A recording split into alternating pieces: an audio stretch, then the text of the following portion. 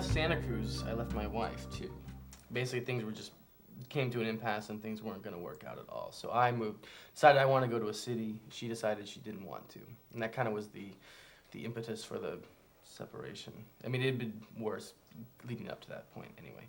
But so I came out here. I came up to San Francisco, and she was there for she stayed in Santa Cruz for a few more weeks or so, and then she decided to go on tour with the band Fish. Hang out with she had met some kids in Santa Cruz who were going to go on tour, so she went off with them. So for the next few months, I would get random calls from her, like from Oregon and from Vermont, wherever she was. She'd call me like once a month, like, hey, this is what's going on, blah blah blah, and I'm like, oh, good to hear you. But like we were separating, it was ending. And at some point I talked to her, and she was in Atlanta, and then I didn't hear from her again. Oh, no, I talked to her from Atlanta, and then the next week I went to go get some money from my ATM, and I was missing $500. And I didn't know. She had said she had lost her wallet back in Oregon, so I thought she didn't have the ATM card anymore. So I thought, well, it can't be her, right? And so I called Wells Fargo, the ATM, and they had the money traced to where it had been taken, and it was from Atlanta, which is where I just talked to her. So, and then I never heard from her again for about a good year. I sent like a letter to her parents' house in Chicago and didn't get any response at all. So I finally, like a year later, I called her parents' house in Chicago, and she was there. And I was like, it was very like weird at first. She was like, hey, I was like, hi, what's up? Nothing. And we talked for a while, and nothing came up about this money, like nothing at all. And I was like, when is she gonna bring this up? Like, I didn't want to have to bring. I mean, I figured like she knew like what had happened. I thought she hadn't called me at all because of this. And then I guess what happened? She told me what happened was, I guess she was in Atlanta, and she was hanging out with a bunch of kids, and at some point they got pulled over, and they all had drugs on them, all four of them, I guess, and she got thrown in jail. And I guess after that, she was just too embarrassed to like even talk to me or anything like that. And but I was like, well, what about, I'm missing like $500, and she didn't know what I was talking about. And I guess she had been hanging out with some other guy, along the way, who ended up taking money from her, and she didn't know anything about this money. But I guess and she swore she never gave her ATM card out to anybody. But I guess he must have like taken the money at some point, because I believed her. Like, she didn't know what I was talking about. So it was weird, because I had spent a year holding this against her. Like, really, she had stolen this money from me. And then to like kind of have to take all that back was difficult. So, I don't know. You gotta get over it, man. You just gotta get over it. Times things like that happen, and I'll give you an idea of a way to do that. When I was 25, I bought a Corvette after the end of my marriage, and I bought the Corvette just because I wanted to be rowdy. But the first thing that happened almost immediately was I found out that almost any woman that I talked to or that saw me with this Corvette wanted to go for a ride. And it wasn't very long, and I was dating 4 women every week, and all kinds of things were happening, and it was pretty wild. And what was interesting was I forgot about the problems that I was having, because now I had a whole new set of them. Have you ever had anything like that happen? What? Have you ever had anything like that happen? Problems, you mean? Well, yeah, I don't know. I mean, yeah, I don't know. I mean, my life is so busy, and there's people who walk into my life with their problems, and I just don't have the energy to deal with it, but at the same time, it's like you're talking to someone, and they're calling you, and you get involved, and,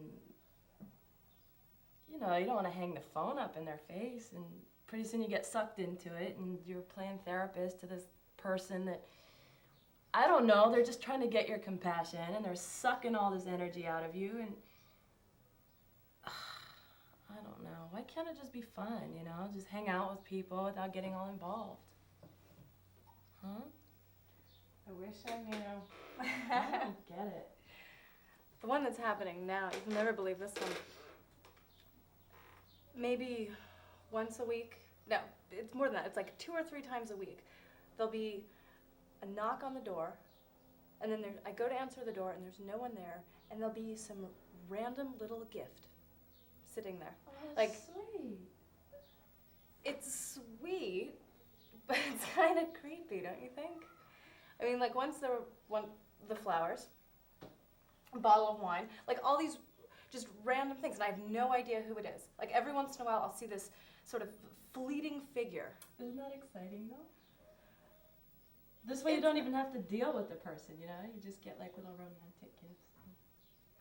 But it's like I'm being stalked or something. Like I don't know who this person is. I mean, I can't even imagine who it might so be. tight. God, just go with it. No. You should leave a gift on the doorstep for him. Why? I have no idea who this person but is. It's exciting. That's what people want in their life, you know?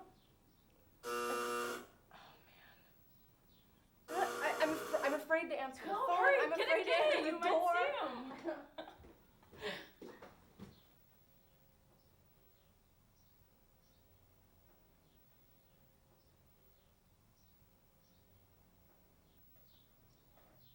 Well?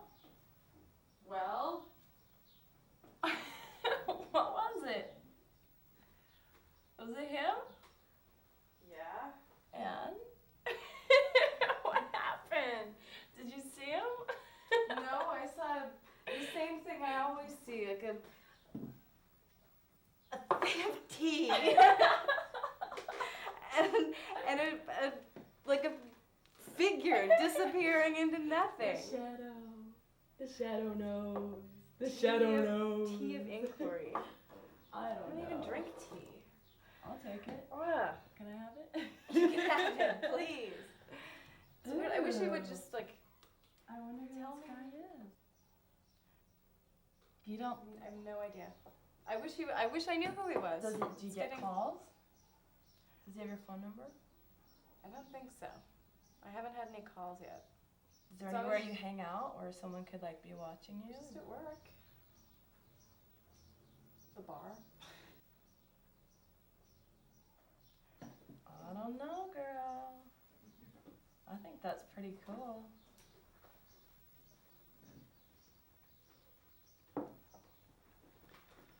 Things like that are cool for some people. I don't know about everybody. I guess it just depends on your situation.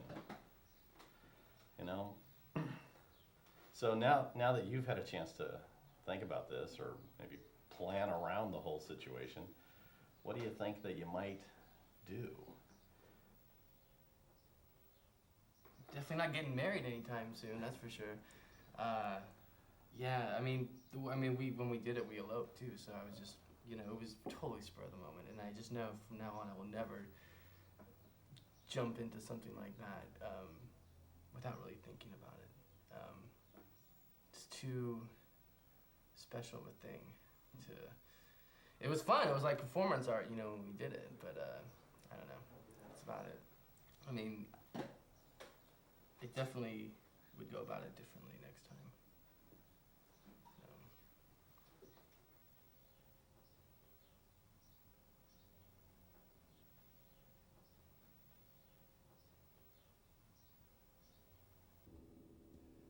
When I close my eyes at night, I see everything, and everything is you.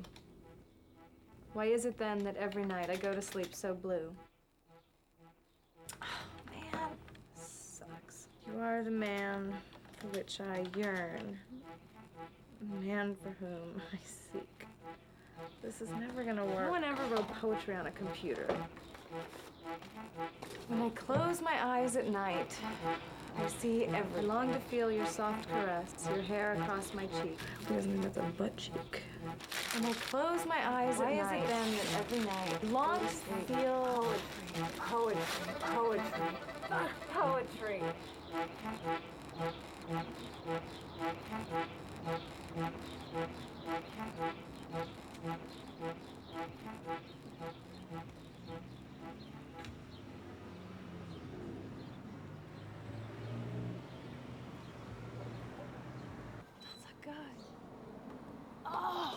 That's him.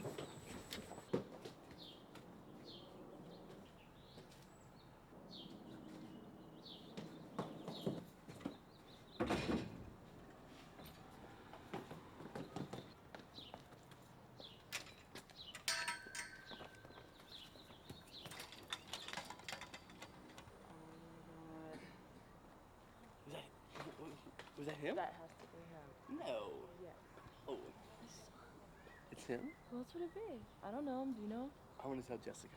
No. I'm going to tell Jessica. Don't I'm tell going her. to tell Jessica. Don't tell her. It's gonna freak her out. The 10 things I look for in a man, first of all, would be intelligence, then a sense of honesty.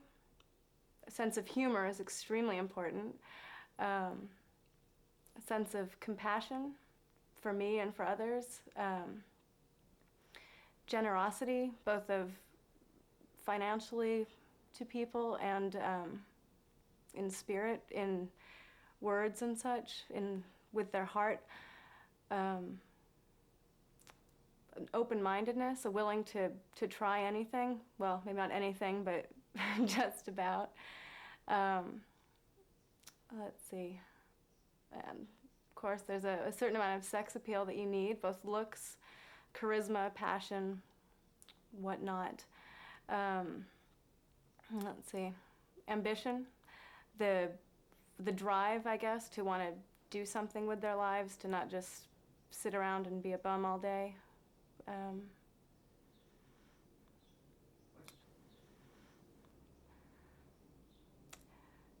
And money is, it's important, I guess. I mean, I don't want to live out of a cardboard box when I'm, 95 years old. But it's not in the absolute forefront of the things that I want, but I certainly wouldn't mind.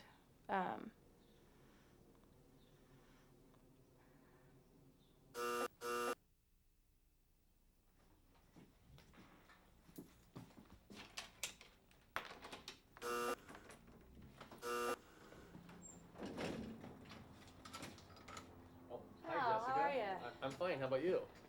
Great. Listen, I'm just out the door. I'm late for work already. Oh, So, okay. Well, we can also need to talk about being late for rent too. okay, can we talk about this later? I will be back at about 6 o'clock. That'd be fine. I can be here at 6 o'clock. I promised I'd talk with John about some things, so if it's okay with you, I'll just stay here and just talk with John. He's for a couple asleep. minutes. He'll wake up. He needed to talk with me, and I need to find out what's going on here. Who is living here, who's not, and everything. So I thought I would address it with him first. That'd be all right? Fine. Okay. Okay. Bye.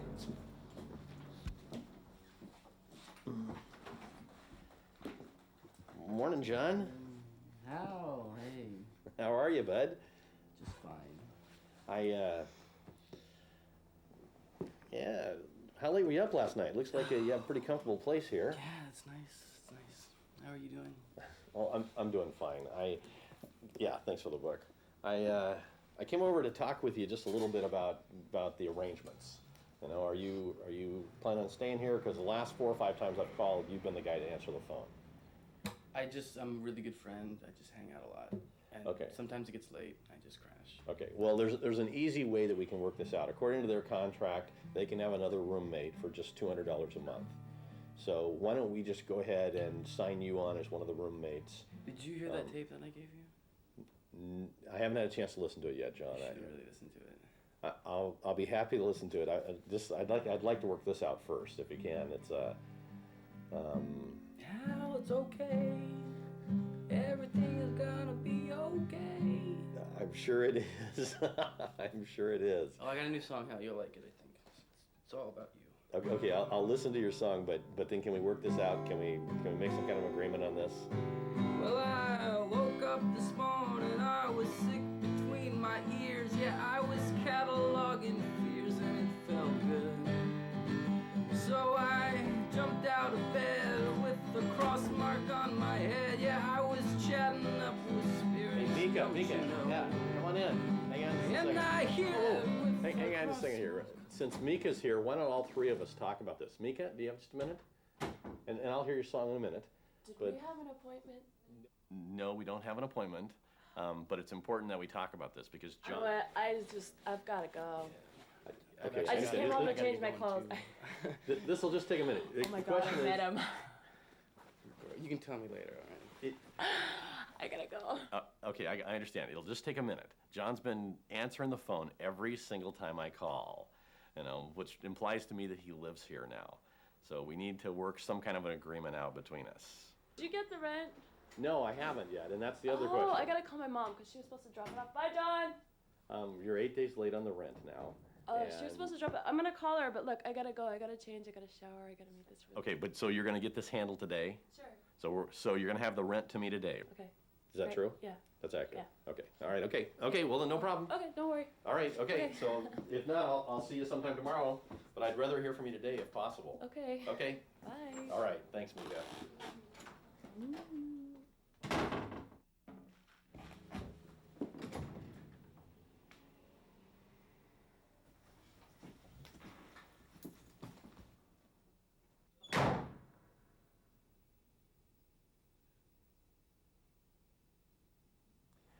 I grew up about 2 blocks away from a kid named Keith, and him and I used to walk to school together, so I got to know him pretty well. When we got to high school, he turned into, or at least he gained a reputation as a loser. He smoked a lot of dope, he'd come to school drunk, he ended up flunking out of some classes and all that kind of thing.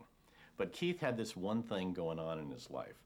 He was absolutely obsessed with this cheerleader named Diane. And Diane was the blonde, all-American cheerleader kind. He asked her out 15 times. Every time, of course, she turned him down.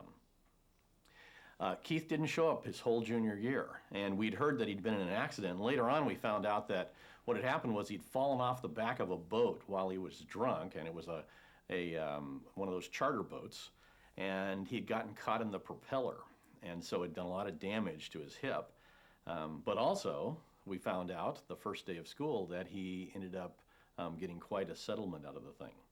So the first day of school on his senior year, he shows up in a brand new Harley, and he rides up, and of course he parks in front of the school, gets off the Harley. Everybody's wondering what's going on. Here was this kid who was doing nothing in life, and all of a sudden he's got this brand new Harley. Turned out he had gotten somewhere between $80,000 and $100,000 after paying all of his medical bills, and so he was rich. What was interesting was he decided to take that and actually make a name for himself in the school, and within about a week we saw Diane on the back of his Harley. From that point on, every single time we saw Keith, Diane was right next to him. So he went through most of his senior year, and him and her looked like quite an item.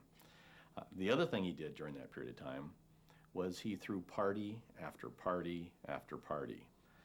And at the end of the year, I went a different direction and didn't see him for about a year and a half or so, and one day I ran into him in a 7-Eleven.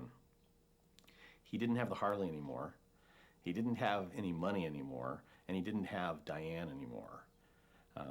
The one thing he said was that the second the money ran out, so did she.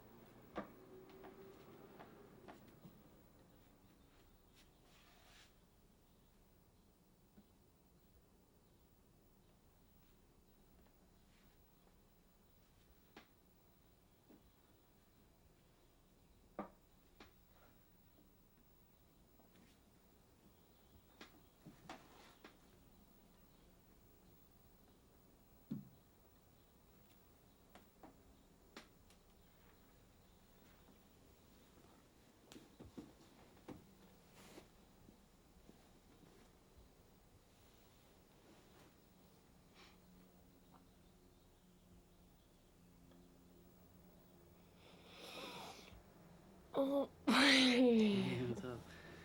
Morning. So you did spend the night, huh? Yeah, I crashed on the couch. I made some of that tea that guy left. It's pretty good. Is it good? Yeah. Cool. Maybe we should leave a note and ask him for more. more. Did you have a good sleep? Oh, I had this really weird dream. Yeah. Yeah, I was wearing this, like this veil, and there were these hands. I could see like these hands.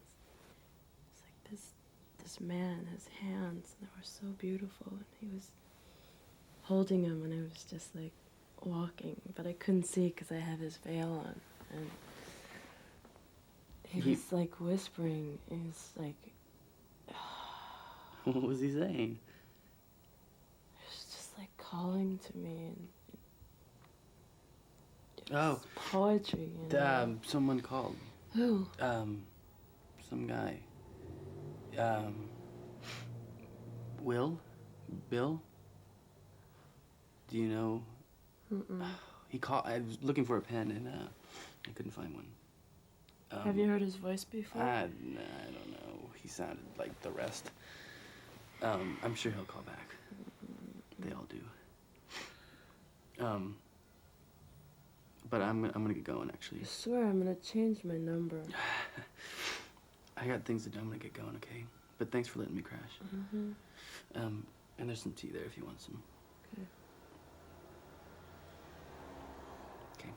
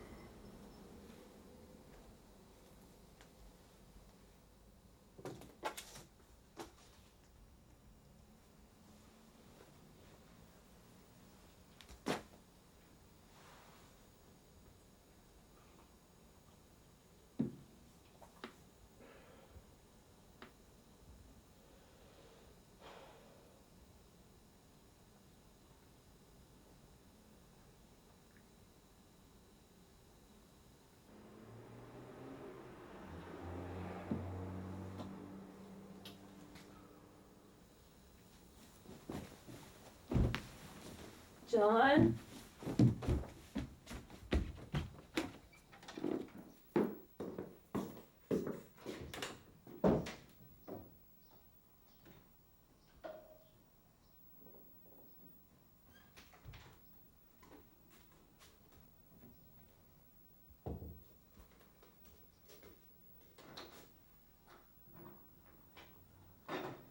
John? Oh. Did you see John? Was John here? Yeah. I guess he left. What was he doing here? Crashed out again.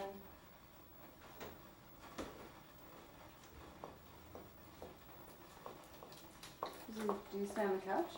Hmm? Did he stay on the couch? I guess. What? Just curious. He made some of this tea. It's It must be really the what? good. Oh man. It's a mess.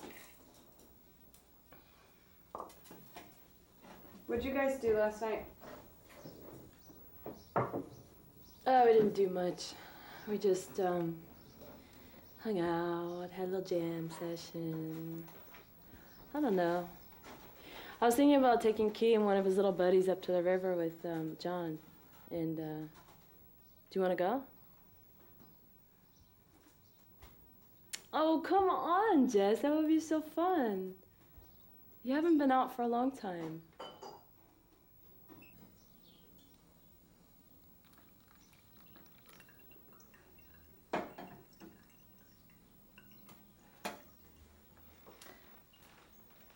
I just don't want to go. You guys go ahead.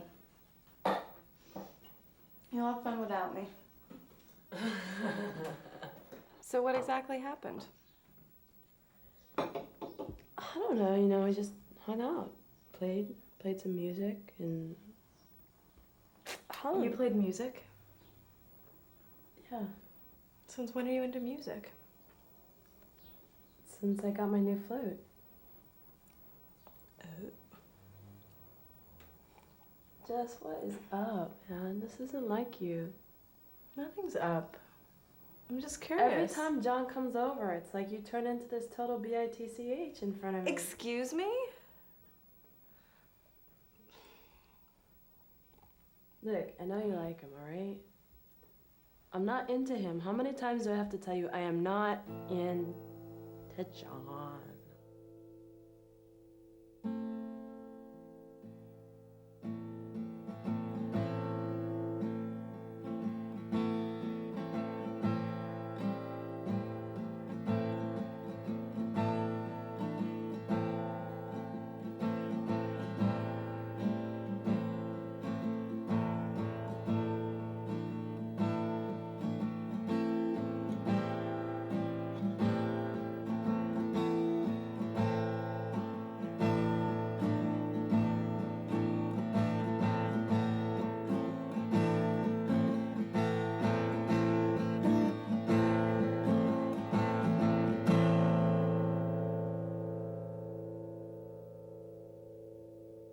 Mika!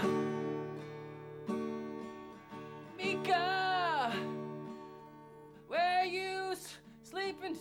Where? Mika! Mika! Why you gotta be like that? Mika! Mika! You aren't... Mika! Mika! You...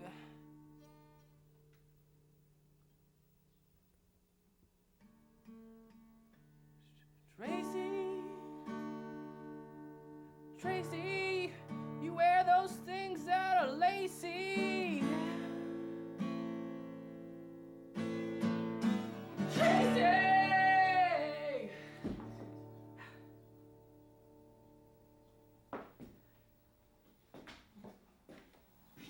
Why can't her name be Tracy? What about John? He's totally into you. That's great. He's a great friend. I mean, there are so many guys out there. If they could just get over the whole boyfriend thing, we would have such good times together, you know? I'm waiting for someone. So you're not into any of them? Mm-mm.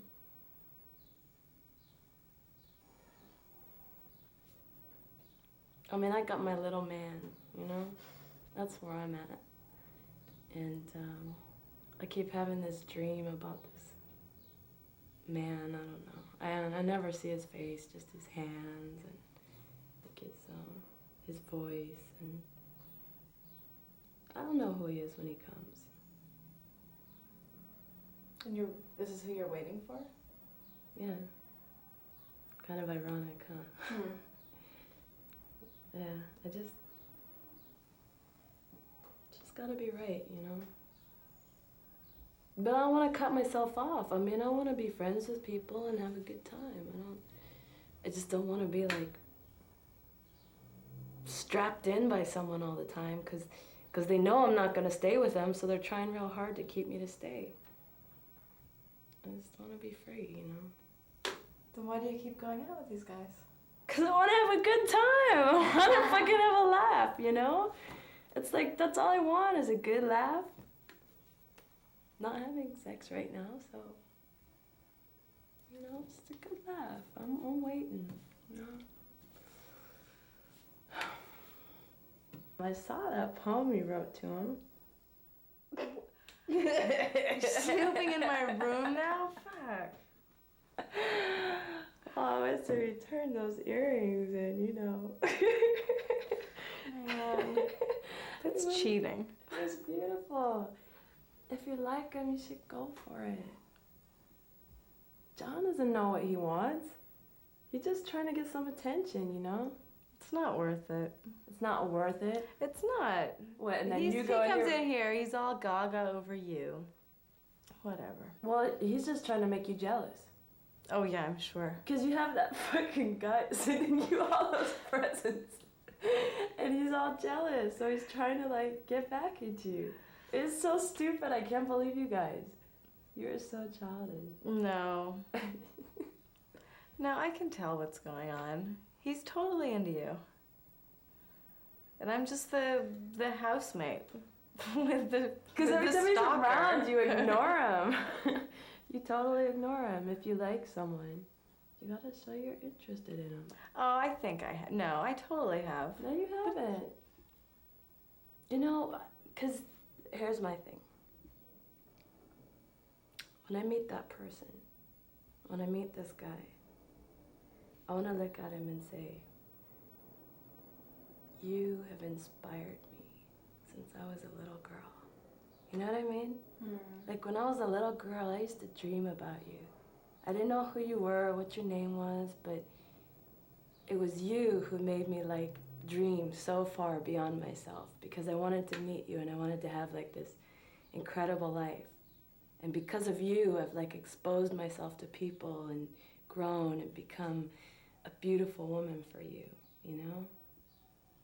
That's beautiful. Yeah, and I want to say that to him, you know? And I want to save myself for that, but I don't want to be a nun in the meantime. I just want to have fun. Right. And that's What all if he guys... doesn't show up?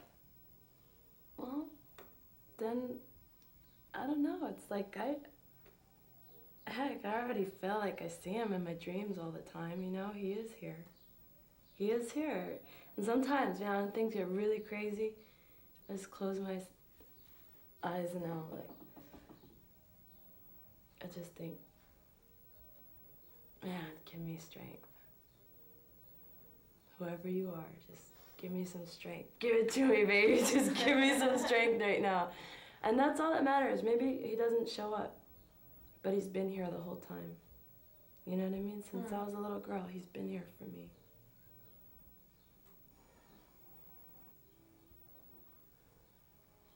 It's so hot in here. You wanna go outside with me? Yeah. Okay. Let's go. Good tea. It all began in junior high school.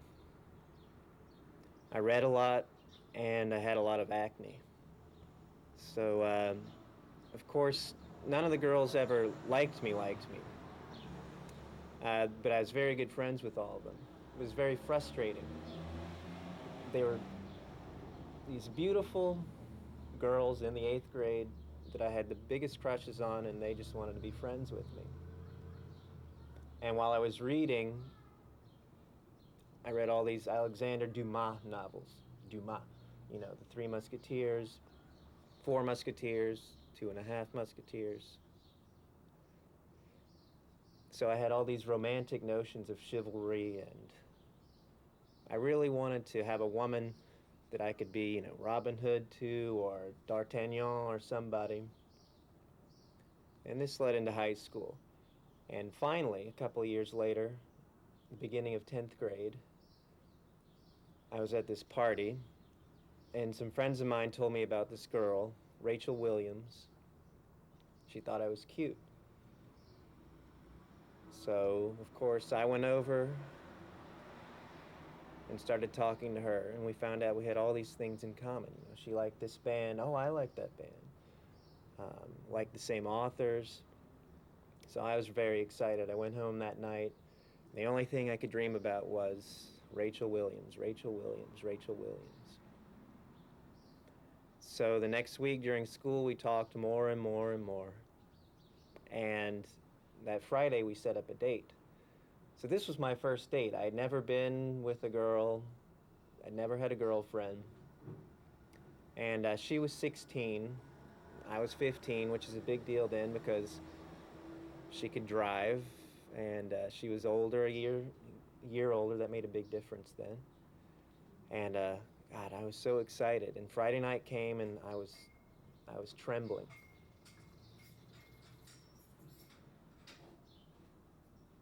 So, we did the old dinner and a movie thing. And when we got to eat dinner, I realized I ordered this big steak sandwich. And I realized I had made a big mistake because my stomach started churning and churning from my nerves, and I couldn't eat much of it. So we finished dinner and went to a movie, and she was driving me home. And this was in Denver, so there was a lot of snow everywhere. It was in the wintertime. And right before we got to my house, I wasn't gonna make it. I said, okay, stop the car. And I ran out of the car and I just puked in my neighbor's front yard. I was just way too nervous, and I thought, oh my God. You know, I was sitting there throwing up, and I was like, she's never gonna wanna kiss me now. I've been puking, you know, she's not gonna wanna come close to my mouth. So she was really actually very sweet about it. We went inside, and I brushed my teeth, and I kissed her that night. And so things were going well. And we'd been going out for a long time, you know, a couple of weeks. And there was one night where she was leaving, and I kissed her goodnight. And I didn't know what to say. And so I kissed her. The moon was out. We were in my driveway.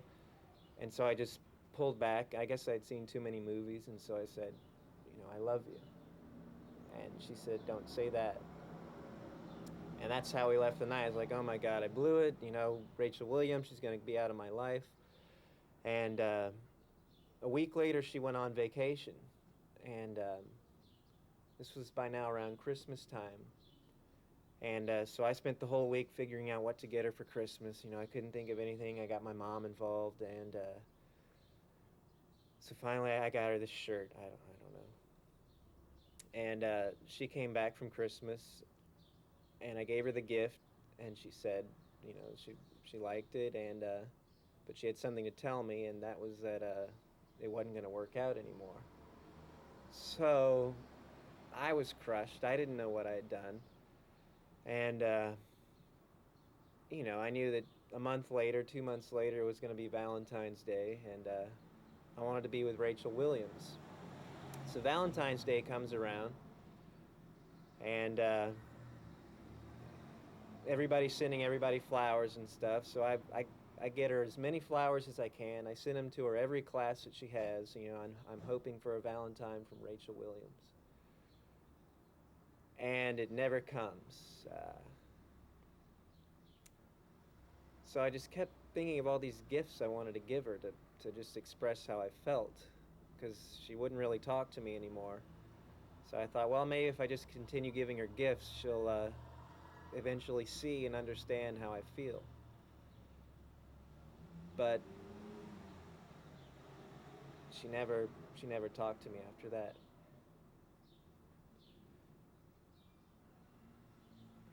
I'm okay now, though. I'm over it.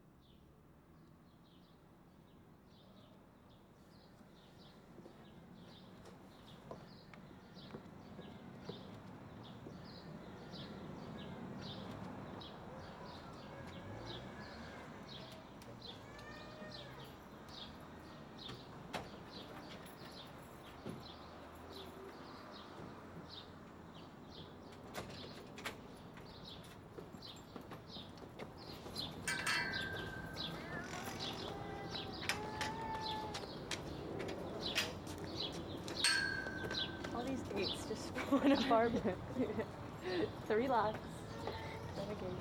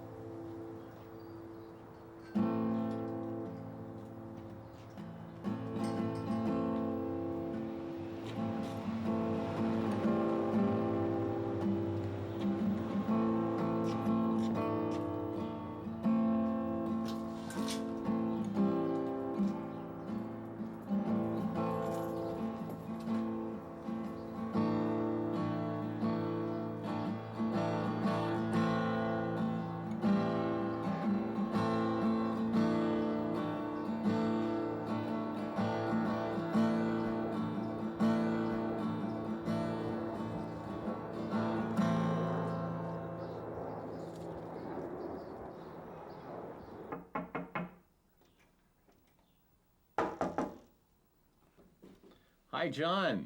Wow, hi. How are you? They're not here right now. They're out there working. Oh, but I'm just taking care of the cats. No, I and want to talk to you. No, Sue, who? I want to talk to you. I know. I'm not gonna be living here. I know we talked.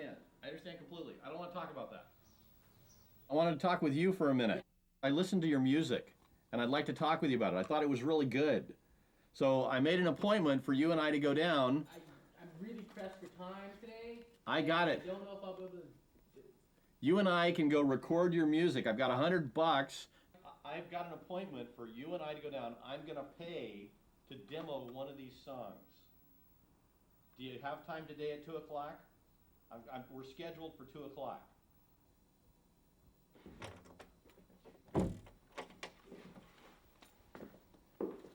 Let's talk. If you can hurry, we can get there for an earlier appointment. He says he has a 1 o'clock appointment available. Let me just find my shoes. They're somewhere. Hold on.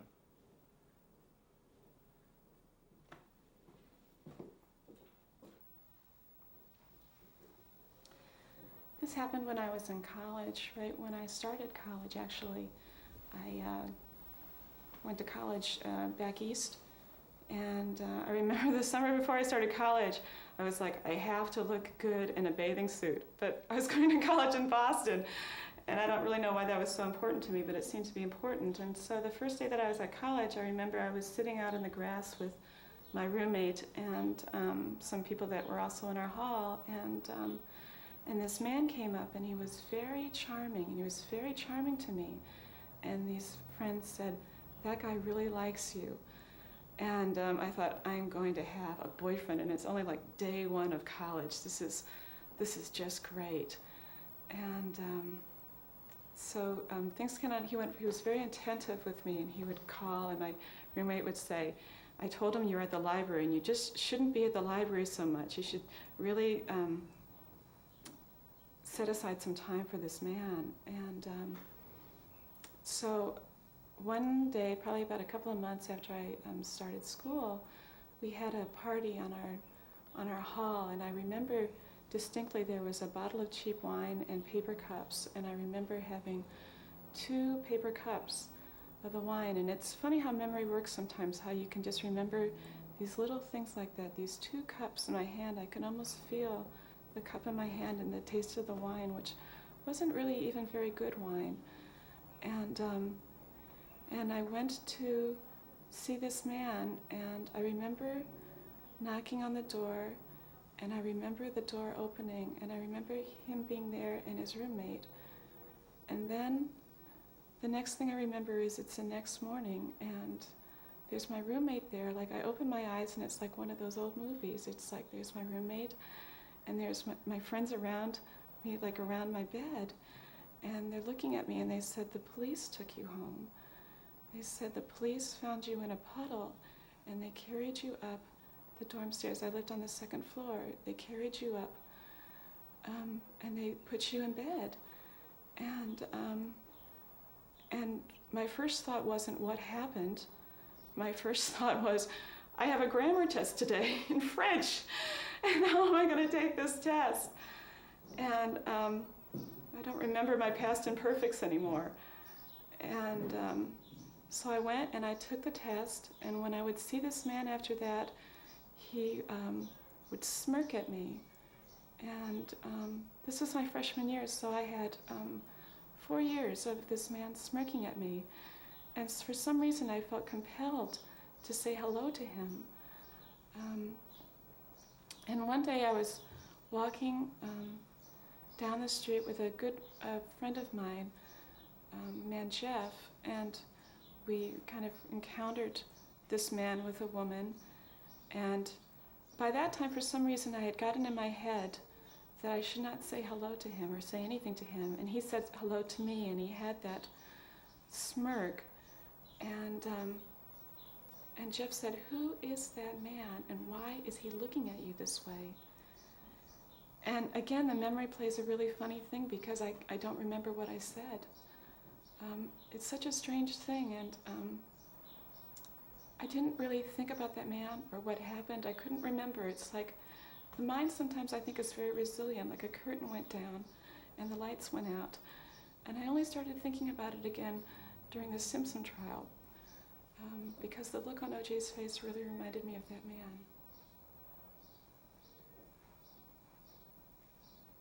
So all we want is just one song. We want to record one song so we can see what it's like. If we like it, we'll do more later. But one song today, how much? If it's a simple arrangement, I don't need a band. I could play the instruments.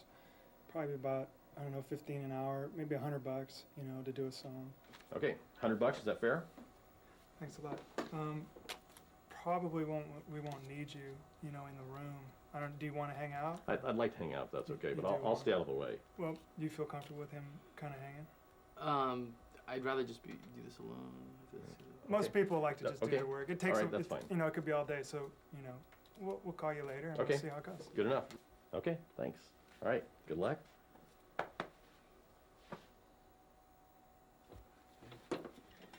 Let's hear this tune.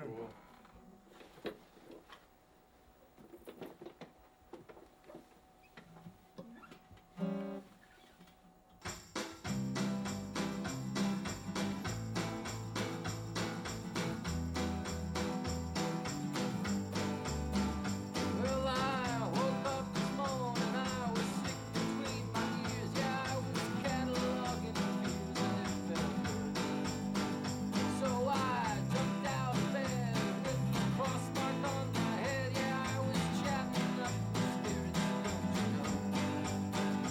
And I hear it's looking good, a sentimental moon, a moment when the sun becomes the moon. And I'll pretend that I wed to the lover in my head who will forget me ever sang out of tune. Oh, how long, how long, how long, how long to go? Well, I've let those blues away and saved my blood for a rainy day, and I went off to the end to a shoe. And they'll mark my name engraved, say what a shame we couldn't save him, but it's better that we put him down to rest. And I promise I will write, and I hope that I will bite, and I dream of something different every night. And those things that I said, how everything was dead, well I don't know, well I don't know anymore. How long, how long, how long to go? They say the sun comes from the east, I say that everyone's a beast, and then I wonder why I wasn't asked to the feast. And so I made my share of friends and wrote a book about dead ends, and then I burned it at the feet of the pig. And I promise I will write, and I hope that I will bite, and I dream of something different every night. And I'll pretend that I'm wed to the lover in my head who will forget me ever sang out of tune. Oh, how long, how long, how long to go?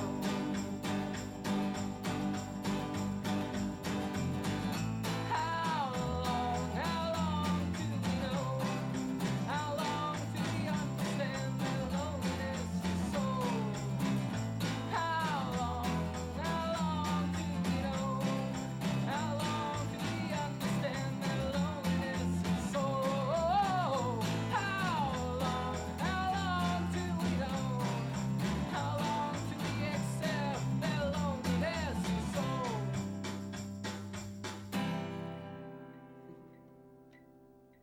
Sweet tune. Sweet. Well, let's try it again.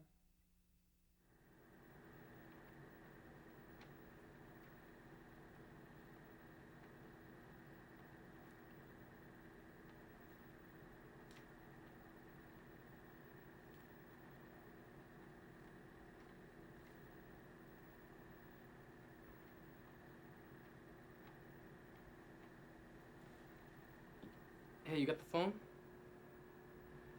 The phone. Do you know where the phone is? What? The phone. Do you know where the phone is? No. I need the phone. I don't have the phone. I heard you talking in here a half hour ago. I've been waiting. I've been walking around the house waiting for the phone. Can't Mika get it herself? It's not for Mika. It's for me. I gotta call Hal. Is it recording? Well, I don't have it. Where's What? Phone. What is this? What's wrong with you? What do you want? I got the phone. Are these your gifts? Your secret admirer? Gifts. It's a pile of crap.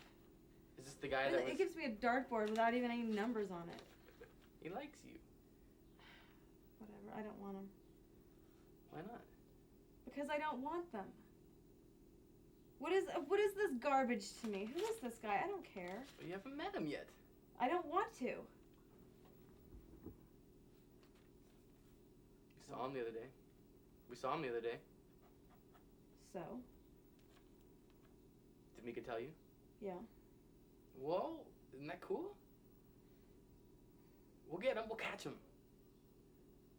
I don't want to catch him, John. You don't get it. Don't worry about it. What's... Go make your phone call. Leave me alone. Fuck. Jessica, wait. I know what you're trying to do, Mika, and I'm sick of it, all right? What? Just lay off. This is the fucking third time you've been on my ass today. Because you deserve it, all right? Look, I haven't done shit, all right? So just get off it. Look, don't play Little Miss Innocent with me, all right? This is bullshit, Mika. Why don't you just tell the truth? I've seen you do this to plenty of other women, all right? So just back off.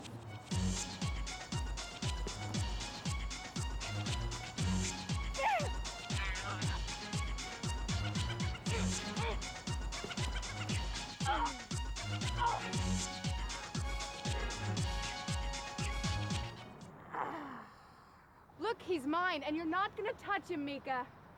Who's yours? John.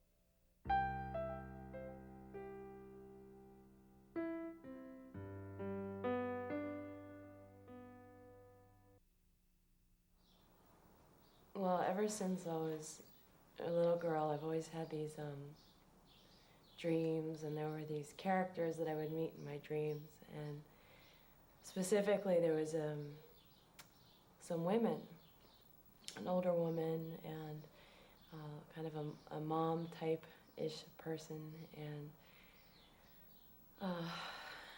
I remember after I left my son's father, I went back to live with my mom, and, you know, I was feeling really confused about what did I do, you know? I just walked out on my family, or not my family, but, you know, I was feeling really bad about myself, you know, what kind of person am I that I can't even keep my own family together? And so, one day I was just sitting there and I closed my eyes and I kind of fell into this dream, and I met this woman, the same woman that I had been meeting throughout my life. And she appeared to me, and she had this incredible, beautiful flower in her hair. She just smiled at me, and she opened her arms out and put her hands out towards me. And I lifted my hands out to kind of greet her. It was like this greeting. And she had these flowers in her hands, and I thought, God, those are beautiful. What are those? And I thought to myself, they're lotuses. And I thought, oh, that's stupid. You know, anyone would say that. Anyone would say a lotus. It's too easy, you know, and I kind of was doubting myself. So I said, okay, what are they? And this time they were roses.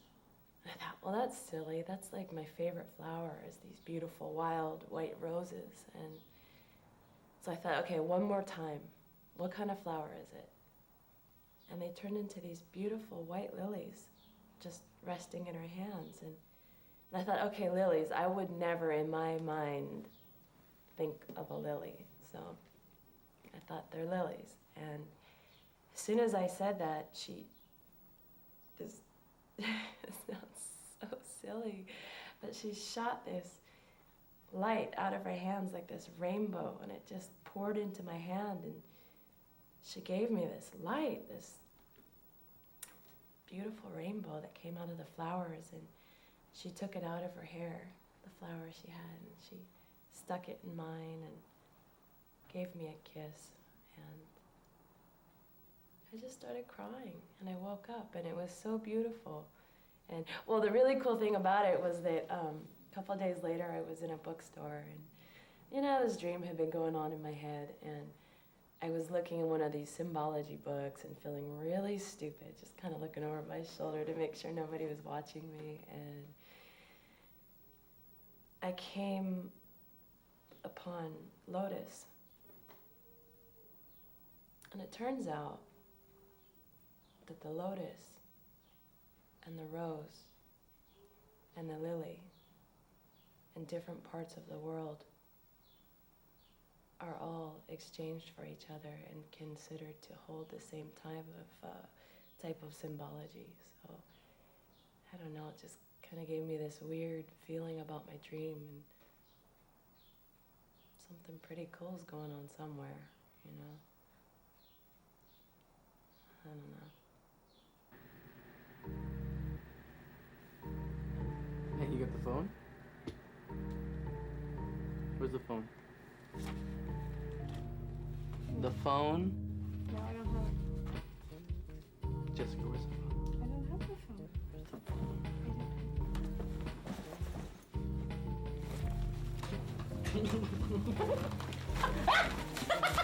Guys, wait. Where's the phone? I don't know. Where'd you put it? I have to find it. It's not. Put it. Fuck. Thanks.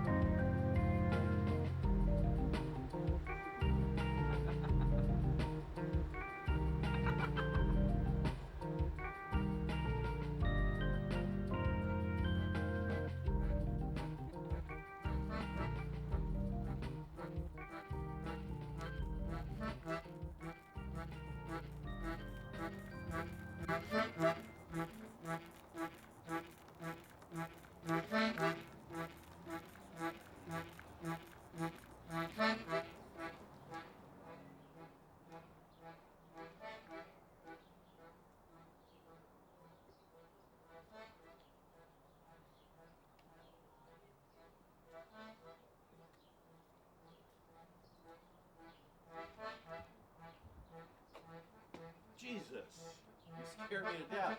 Is that you, John? Yeah, thanks. Halloween's over. Is that you, John? Who? Are you John? John, no. Then who are you? What are you doing here? I'm bringing some gifts. I'm looking for somebody. Who? Tracy. Well, I'm the landlord. I'm the owner of this house. And Good. yeah, and I don't know Tracy. Tracy. With the blonde hair. No, there's no blondes that live here. There's gotta be. No, there's not. There's no blondes that live here, and There's there's no. gotta be a fucking blonde with blonde hair. Yeah, I got it. There isn't. There has to be. No. Yeah, I've been bringing. You see what this is? Yeah. This is a gift. That's a great. gift That's from an excellent. admirer for Tracy. Well, that's good, but you must have the wrong house. There's no blondes that live here, and there's no Tracy that live here. I own the house. I would know. You're kidding me, right? No, I'm It's not. a joke. It's good. No Tracy here. Listen, That's I good. know I've who been you spending are. my time every day bringing gifts to somebody who's not here. Yeah, that's true. If that's what you've been doing, that's true.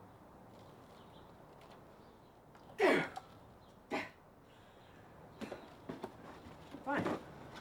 Great. Good. Good. Life is good, isn't it? Good luck.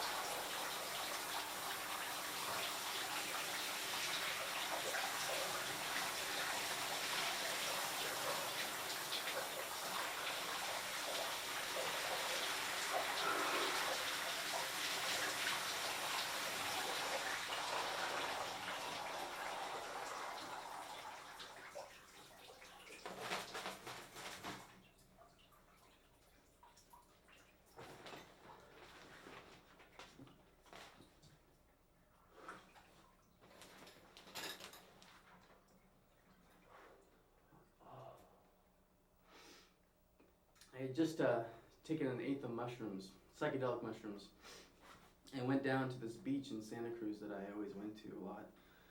And it was the first time I had taken mushrooms once before by myself, but this was the first time I'd taken an eighth by myself, which is about twice the normal dosage that you usually take. So this was kind of a big thing for me. And I was trying to get over this girl, and I guess I thought this would be a good therapy. This girl that I was just totally hung up on. So I went down to this beach, and I got there, I brought my guitar, and I started playing. I had eaten the mushrooms right before I got there. And so there was nobody there. This beautiful beach, it was like Monday afternoon. I skipped class to do this, and there's nobody there. Completely empty. Beautiful rock formations, this beach that goes on for about a quarter of a mile. It's all for me. And so I'm sitting there, and the mushrooms start kicking in. And I start getting up. I'm a little antsy. And I start walking around. I start writing in the sand. Just start writing stuff. The first thing I write is I, the letter I. I equals me. Because, well, that makes sense, right? You know, I'm me. So then I wrote T. T equals, what does T equal? T usually equals, in any equation, T equals always time, right? So T equals time. So for some reason I had this mathematical equation going, so I decided to keep going. And as I finished reading, as I finished writing the word time, this little sand bug, like the size of a flea, just jumps, like leaps. I mean, it had to have jumped like 100 times its height. Like, I mean, as if I would have jumped over a building. That's how high it jumped. So I was totally amazed, like, whoa. And so I say, well, I plus T, okay, well, I plus T equals it, right? I mean, if you spell I and T, that's it. And then I decided, well, I plus T equals the ability to jump. That's just what I got from this bug. This is what the bug told me. And so then I decided, well, if I plus T equals it, and also the ability to jump, well, then it must equal the ability to jump. Well, that's it, jumping, right? So I stood back, and I had written over about 30 feet of sand. I had this whole equation mapped out. And I was so excited I got it at the end. And then I read it all, and I was confused, utterly confused. And so I had to walk away. You know, all of a sudden I got this bad feeling from the whole equation. Like, what does it mean? What is it? Jump? I don't know. So I started walking down the beach. And I still haven't really thought about this girl that much. I've been like, well, why am I still hung up on this girl? And so I started walking down the beach, and there's this, you know, like when the water comes up to a point, like it forms this little ridge on the sand, like when the tide comes in, there's a little ridge, and I was walking along this ridge, just kind of like balancing on the edge, and I was thinking, you know, I was looking out at the water, and just thinking, well, why do you always walk on the top of the edge? Why don't you ever go over the edge? You know, you're always holding yourself back. I was getting down on myself. I was totally, you know, ripping on myself, and I was like, oh, so you know, you can't even get over this girl. You can't do anything. Blah blah blah. And so I'm looking out in the ocean, and I'm thinking, you know, I've been here 4 years in Santa Cruz, and I've always thought about jumping in the ocean, like naked, just stripping off my clothes and jumping in the water naked. And so I'm standing there, and I'm like, well, why don't you do it? You know, just do it. Like, what are you waiting for? I mean, no one's here at the beach. Just do it. And I was like, okay, all right, I'll do it. And so I get this defiant eye and you know, defiant look in my eye, and I start marching back to where all my where my guitar is, and I left my backpack, and I leave this little cave. It's like this little cave in the rocks, sort of this little enclave in the rocks. I kind of made my little cubbyhole, and I get back in there, and I'm like, yeah, and so I strip naked, and I'm standing there, and all of a sudden I'm like, okay, I look down the beach, yeah, is there anyone there? No one's there, so I decided to go for it, and I just start taking down the beach, start running, chucking down, and I'm like, basically I'm so high at this point, I don't know what's going on.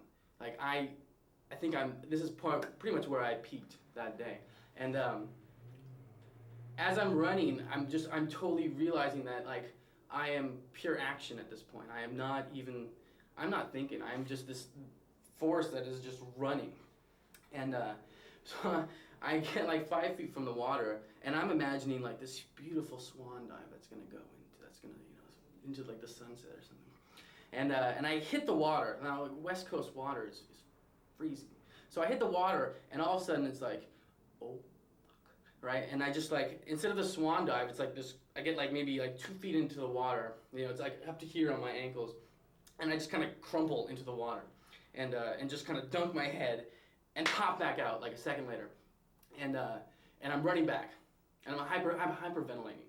It was the most disgusting display of athleticism I think I've ever seen, and I'm running back, and hyperventilating. And I get back to my little enclave, and I sit there, and I'm just like, I'm shaking, right, and like my hair is like totally like it's all wet, and I'm sitting there just feeling really primal, and I'm totally ecstatic at this point. Like, you know, okay, it wasn't a swan dive, but you know, I did it. Like I jumped into the ocean naked. Like this is what I've been thinking about for 4 years, right?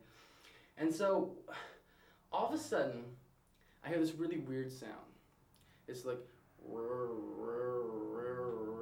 it's like whirring mechanical sound, and I look up, and I can see this big cloud bank coming over, and it's like in sync with this sound. And so I think what it was that in this cave, in the rocks, there was this like funnel, and the sound of the ocean was kind of coming in and reverberating through it. And I think that was what I was hearing, but I hadn't heard it before. Not until this very moment. All of a sudden it got like 4 or 5 times louder. So I look up, and I'm like totally transfixed, and I see this cloud bank coming over, and it's totally in sync with the sound. This right? And so it's coming over, and I'm just watching it, and I'm freaking out. Like I'm not even looking around anywhere. I am stuck on this cloud, and it starts to dissipate, and I see something start forming, and I start not freaking out, but I'm just like, I'm so high that I'm thinking, am I receiving like my orders from God or what? Like, is this? It was either alien encounter or it was message from God, and I didn't know what. And I'm not like that kind of a person who would think that I'm so special to get that, but I really felt like something major was going to happen. So as the cloud is coming over, it's fully over me right now, and this little piece of cloud starts jutting out of it, and it's just sticking out. And I'm like, so what is it? And wisps of cloud keep coming off, and it starts rotating, and all of a sudden it's in this form of a man or a person. They're crouched, and they're on the edge of this little like ledge pedestal, and they're like in this crouch, ready to jump. And I just like had this overwhelming feeling of like love from, I don't know, the universe or what. Like it was just justification for what I had done. Like it was this image of someone jumping after I just made this jump. And so I look down the this beach to see if anyone's here. Is anyone seeing this or hearing this? And there's no one there. And I look back up, and it's dissipated. It's gone. And so it was just, I sat there dumbfounded, realizing like I kind of done it. Like I had broken through something, and I don't know what it was in my life that I needed to break through, but I realized that up until that point, when I thought about it, up until that point, I had lots of goals, lots of dreams, but I wasn't really doing anything with them. I was talking about them, and I decided that day, then and there, that like everything I would do from that point on, I would jump into, and I would just do, no matter what. Even if I didn't know what the hell I was doing, I would just do it, and just trust in the universe, I guess.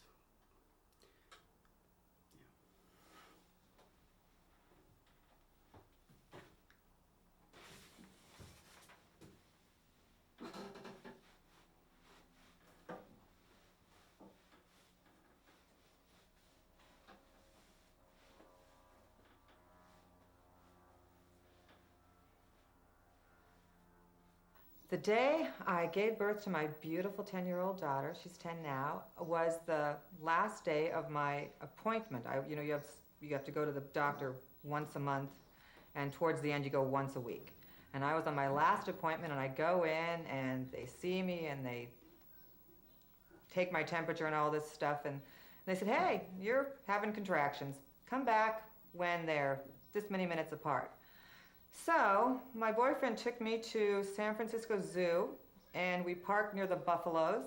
And while I was walking around the car, coping with my contractions, my boyfriend was timing them. At the same time, I was also watching a little solar television so that I'd have something to do. When the contractions were at whatever they were supposed to be, we went back to the hospital.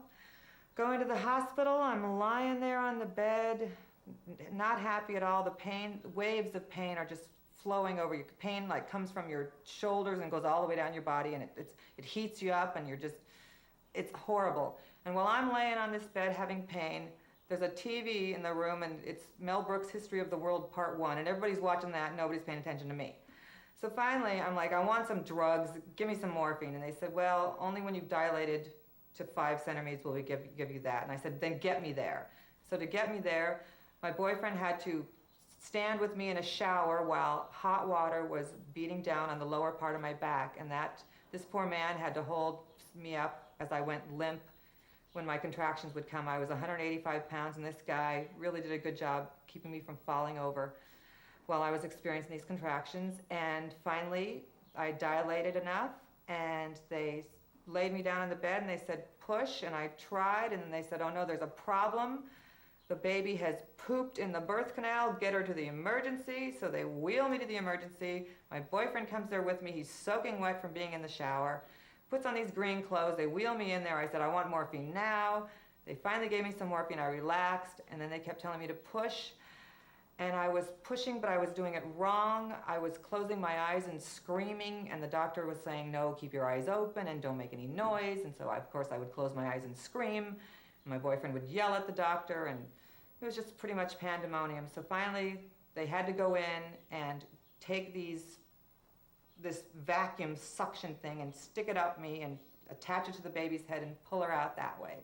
And when she came out, the smell of this blood and the baby was just so overwhelming. I couldn't believe nobody else made any comments about it. The baby was pulled out of me. They cleaned it up, and then they flopped it on my chest, and I was so drugged up from the morphine, and I said, what is this on me? Get it off.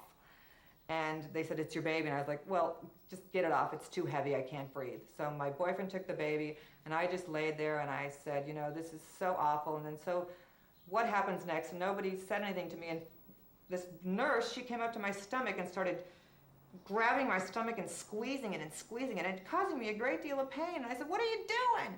She says, we're trying to get the placenta out.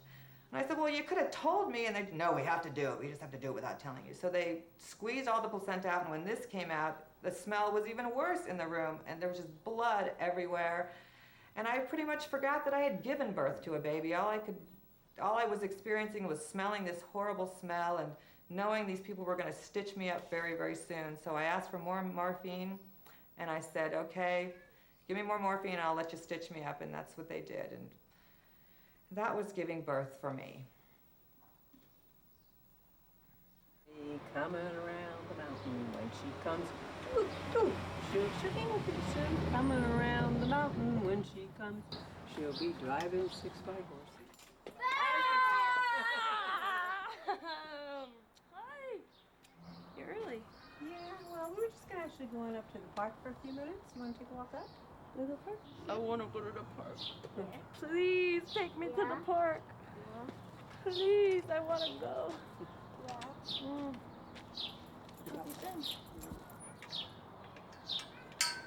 Hey, what happened? Where's your trip? Huh?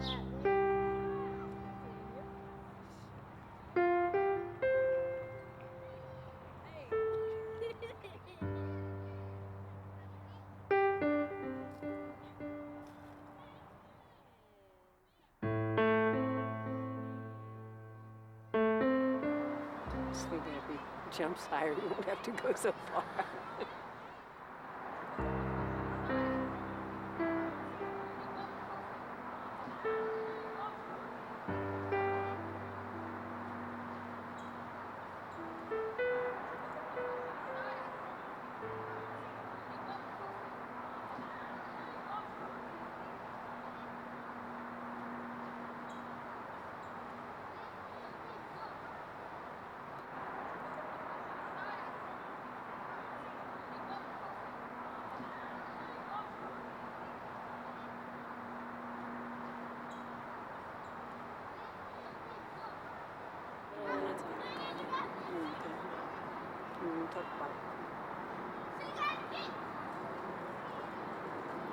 I want to be with someone where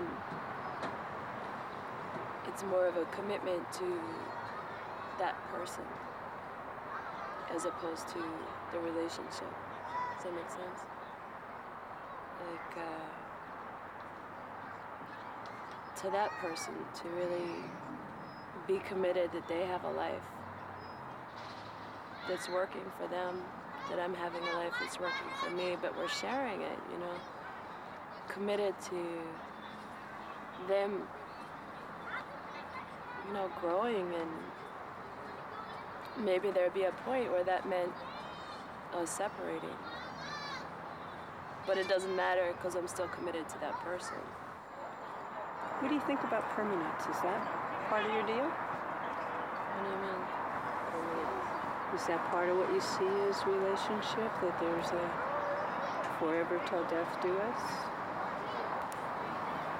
I think commitment is more where I'm coming from than permanence. I think there's a difference.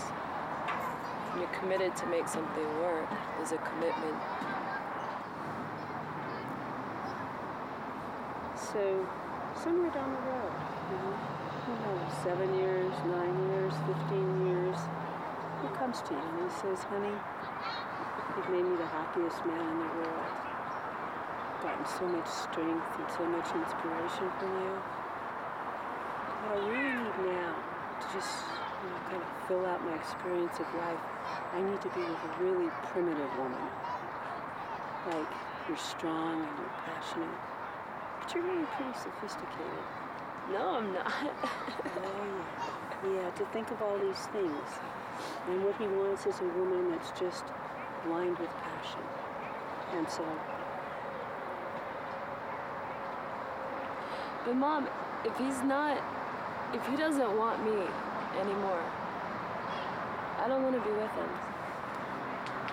But just think how it would be 9 years down the road, or 15 years down the road. But it's no big deal. I mean, that's the way I look at it. It's like... You put 15 years into building a relationship. Yeah, but I don't And then all of a sudden this guy says, you know what? I want to go out to, I don't know where, Haiti.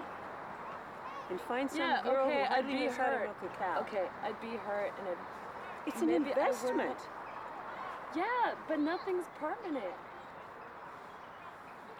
I mean, if that's what happens, what if I invest 15 years of my life into this person and a car comes out and hits him?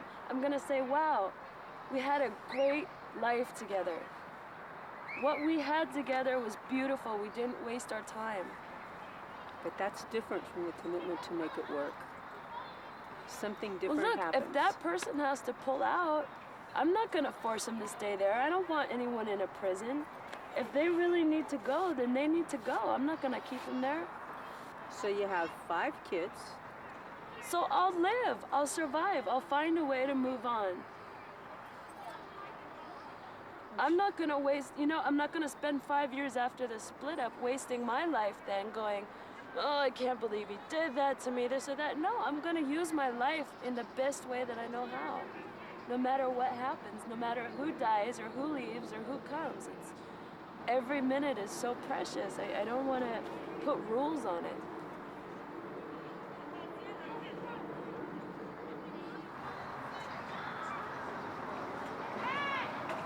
I think there's always been the ring or the commitment or the having to stay because the community demands it. But a truly free relationship where you both want to be together, but you don't want to be imprisoned by each other. I think it's new. I think we're just finding our way to that. And finding our way means pain. It's like the water animals coming out of the water. When they had to come to land, a lot died, a lot suffered, and then some learned how. If you want to be a pioneer in that, which it seems you do, it's going to take courage. But I'll support you if that's what you're into.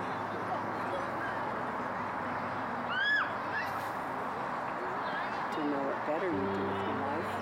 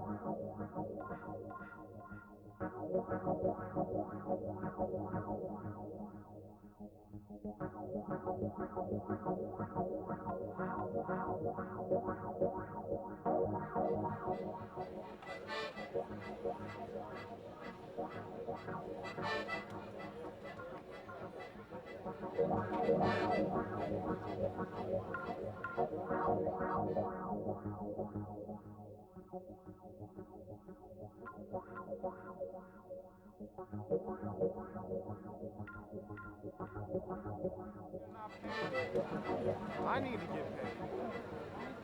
You said you couldn't need a money, Tracy. See, I need money to go Give find him this Tracy. back. We need money. What? We need money. Money. Cash. Franklin's. Who needs money? Raise your It's hand. all Tu about veux the les pension. choses de la vie. Like comme quoi? Comme les autres, la peine et le monde. Ah, that sounds interesting. Ça paraît intéressant. Okay, have fun and good luck. Bye-bye.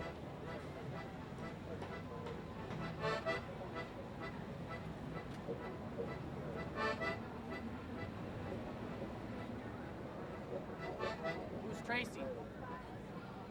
Tracy. You seen Tracy?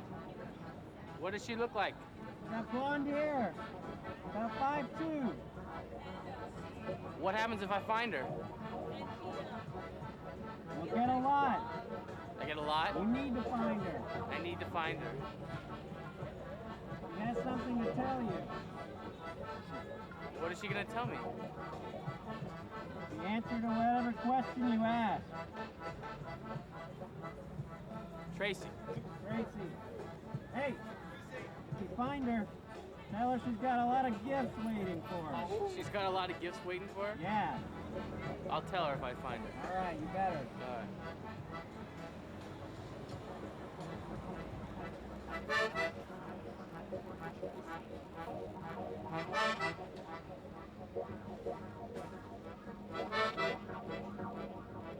Big money, man.